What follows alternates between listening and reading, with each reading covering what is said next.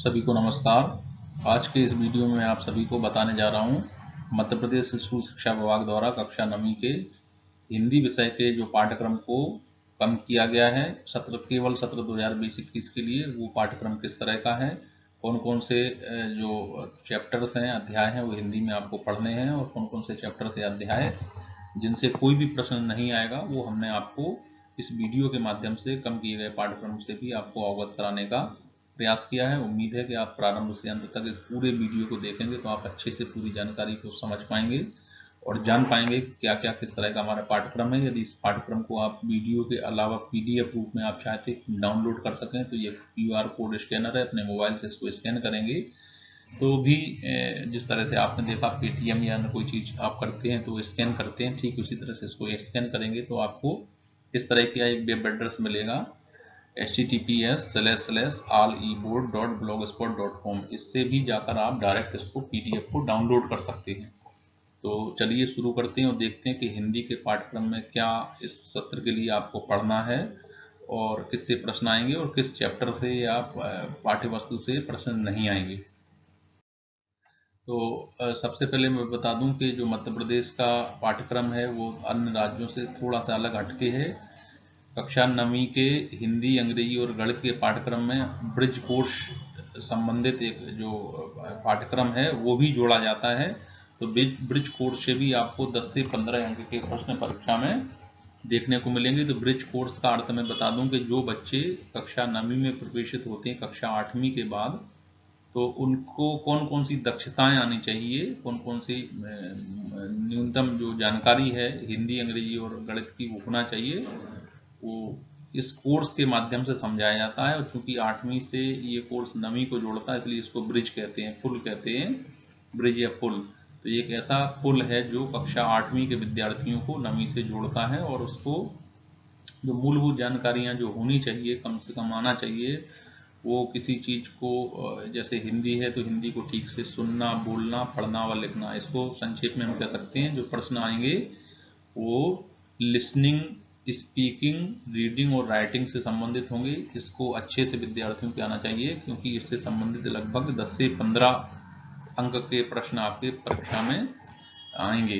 तो हम देखते हैं कि ये ब्रिज कोर्स के पाठ्यक्रम के अलावा जो आपकी पाठ्य पुस्तक संचालित होती है उस पाठ्य पुस्तक का पाठ्यक्रम कैसा है, क्या कम किया गया, क्या जोड़ा गया, क्या घटाया गया है।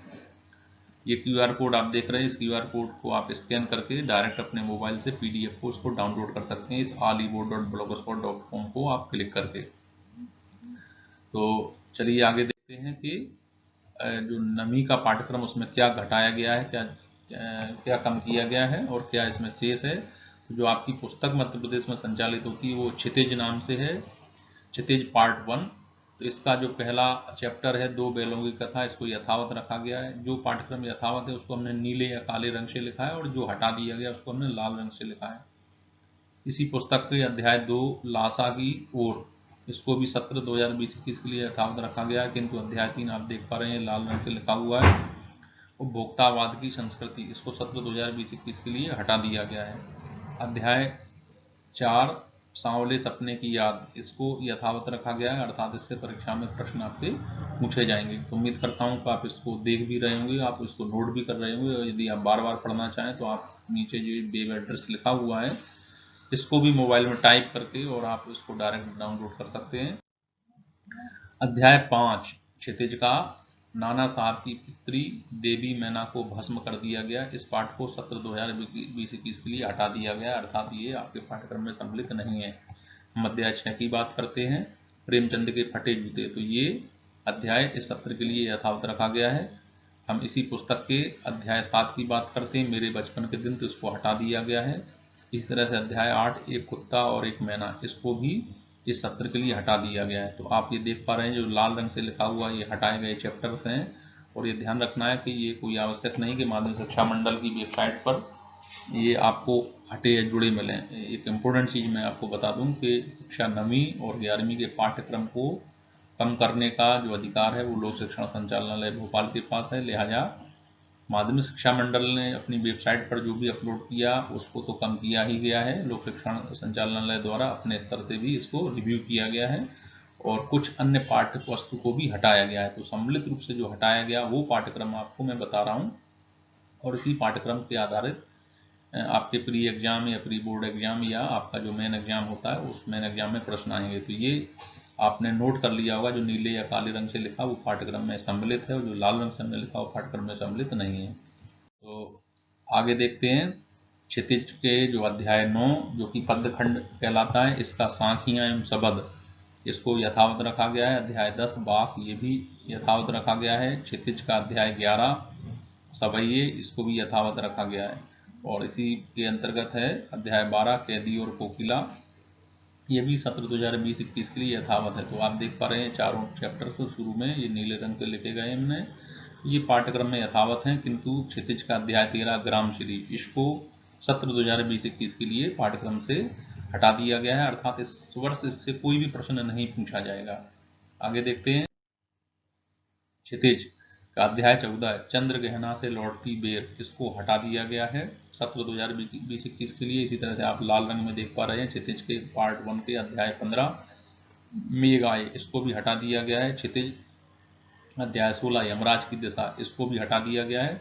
हम बात करते हैं क्षितिज के अध्याय 17 बच्चे काम पर जा रहे हैं, नीले रंग से लिखा है, अर्थात ये पाठ्यक्रम में यथावत रखा गया है सत्र 2020-21 के लिए। तो उम्मीद करता हूं कि आप इसको लगातार नोट कर रहे होंगे। यदि नोट करने में कोई असुविधा हो तो मैं आपको फिर से याद दिलाना चाहूँगा कि आप https://alleboard.blogspot.com इस पर न केवल इस PDF को डाउनलोड कर सकते हैं बल्कि इस ब्लॉग पर आप देखेंगे तो आपको मध्य प्रदेश के स्कूल शिक्षा से जुड़े कक्षा 9वीं से 12वीं तक के सभी परिवर्तन और उससे संबंधित पोस्ट और उससे संबंधित जो स्टडी मटेरियल है, पढ़ने योग्य सामग्री, वो आपको यहाँ सूचना योग्य सामग्री वो आपको यहाँ प्राप्त होती रहेगी। तो चलिए आगे देखते हैं। आपकी जो दूसरी पुस्तक है जो MP में मध्य प्रदेश में संचालित हो रही है वो है कृतिका भाग 1, इसके अध्याय 1 इस जल प्रलय में इसको सत्र 2020-21 के लिए हटाया गया है।